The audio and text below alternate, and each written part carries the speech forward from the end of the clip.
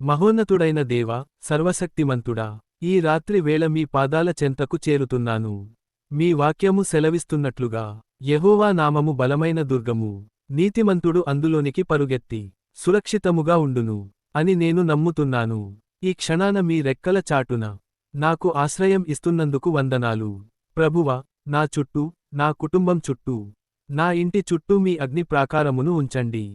సాతాను వేసే ఏ అగ్ని బాణములు నన్ను తాకకుండా మీ కృప అనే డాలుతో నన్ను కప్పండి.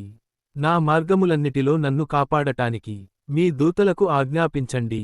నేను పడుకున్నప్పుడు, లేచినప్పుడు మీ కాపలా నాకు తోడై ఉండనివ్వండి. చీకటిలో తిరుగులాడే రోగముల నుండి, మధ్యాహ్నమందు పాడుచేసే తెగుళ్ల నుండి నన్ను విడిపించండి. ఏ కీడు నా దరిదాపులకు రాకుండా మీ రక్తపు కోటలో నన్ను దాచండి.